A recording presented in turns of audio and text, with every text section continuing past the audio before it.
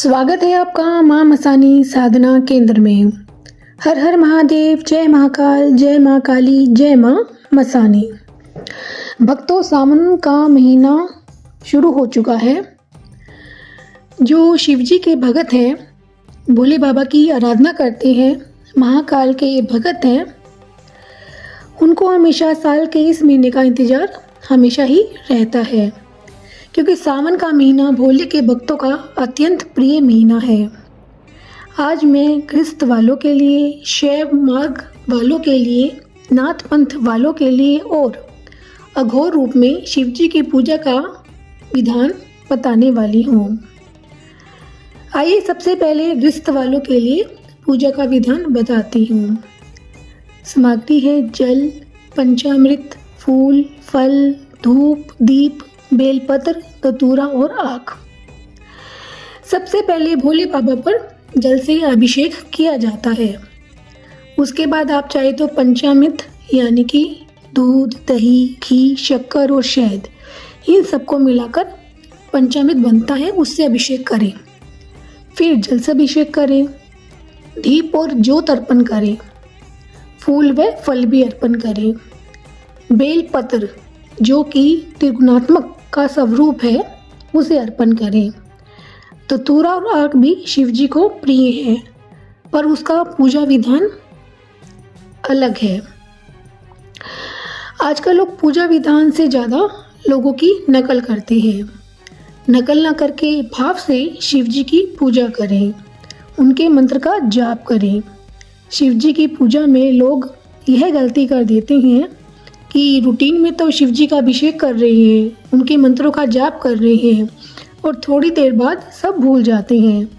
क्रोध, लालच के चक्कर में पड़कर गुस्सा और लालच में पड़ जाते हैं। भाव से, मन से भोले बाबा की पूजा कीजिए।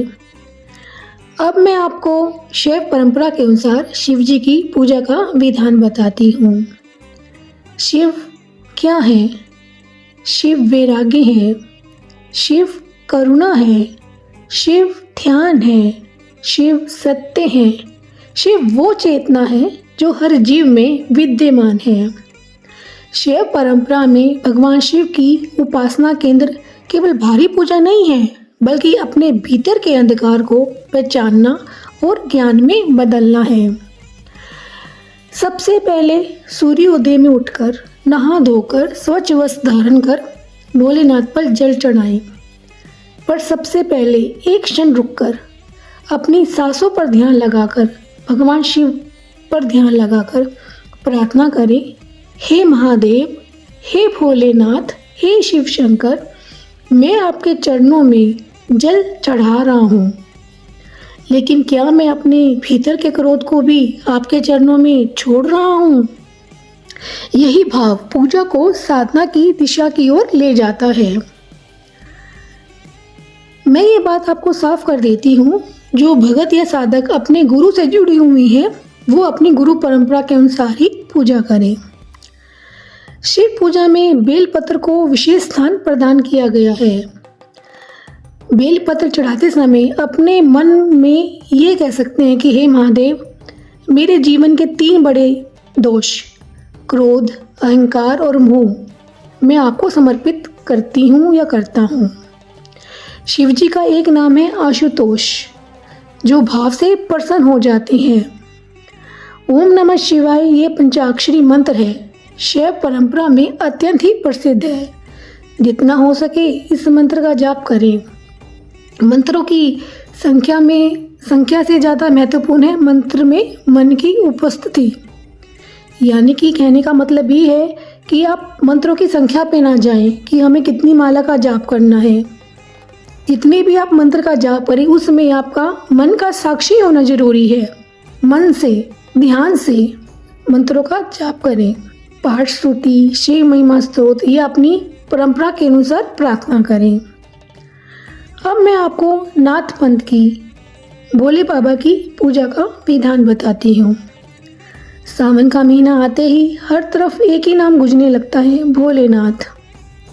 हर हर महादेव। नाथ परंपरा में शिव केवल पूजने ही नहीं, वे उनके आदिनाथ हैं। नाथ परंपरा में शिव को आदिनाथ के रूप में ही स्मरण किया जाता है। नाथों के गुरु आदिनाथ। नाथ मार्ग केवल बाहरी रूप नहीं, नाथ मार्ग एक अनुशासन है, एक योग मार्ग है, एक गुरु परंपरा है, शिव की ओर जाने वाली गहरी आध्यात्मिक यात्रा है। नाथ पंथ में धुनी का बहुत महत्व है। धुनी केवल अग्नि नहीं है, ये साधना, तप, निरंतरता का प्रतीक है। सुबह उठो, स्नान करो, स्वच्छ वस्त्र धारण करो, अपने पूजा स्थान को साफ करो। सबसे पहले गुरु और आदिनाथ का स्मरण करो, फिर भगवान शिव का ध्यान करो। शिवलिंग पर स्वच्छ जल अर्पण करो। जल चढ़ाते समय मन में भाव रखो, हे महादेव, मेरे मन को भी निर्मल बना दीजिए। इसके बाद अपनी गुरु परंपरा के अनुसार बेलपत्र और पुष्प अर्पित कर दीजिए। शिव मंत्र का जाप कीजिए। इसके बाद दिन भर का संकल्प कीजिए कि आज मैं किसी का जानबूझकर दुख नहीं दूंगा। मैं अपनी वाणी पर नियंत्रण रखूंगा। मैं अपने क्रोध आने पर नियंत्रण रखूंगा। भूखों को खाना खिलाऊंगा अपनी क्षमता के अनुसार। ठीक है ना। आइए अघोर पंथ में शिव जी की पूजा का विधान बताती हूँ अब मैं। अघोर मार्ग में महादेव का ऐसा स्वरूप सामने आता है जिसे समझना हर किसी के लिए आसान नहीं है। शमशान के स्वामी, भस्म धारण करने वाले, विष को अपने कंठ में धारण करने वाले और संसार के सबसे बड़े भाई, मृत्यु के सामने भी अडिग रहने वाले मेरे महादेव। अघोर परंपरा में शिव को अघोरेश्वर और अघोर स्वरूप में स्मरण किया जाता है। अघोर का गहरा अर्थ है जहाँ घोरता नहीं, जहाँ भय का अंत हो, घृणा का अंत हो, भेदभाव ना हो, जहाँ साधक अपने भीतर के अंधकार से भागने की बजाय उसे पहचानने का प्रयास करे। अघोर का सीधा संबंध शमशान से है। अघोर का साधक मृत्यु को देखकर जीवन को समझने का प्रयास करते हैं। अघोर पंथ में शिवजी की पूजा में ज़्यादा नियम नहीं होते। साधक अपने शरीर में भस्म धारण करते हैं, शिव के अघोरेश्वर रूप का साधना करते हैं। उनका मन ज़्यादातर शमशान में ही लगता है।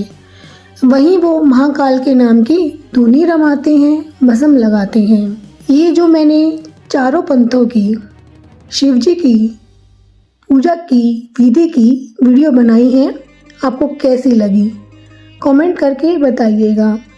हमारे चैनल को सब्सक्राइब कीजिए, चैनल को लाइक और फॉलो करना ना भूलें। हर हर महादेव, जय महाकाल, जय माँ मसानी।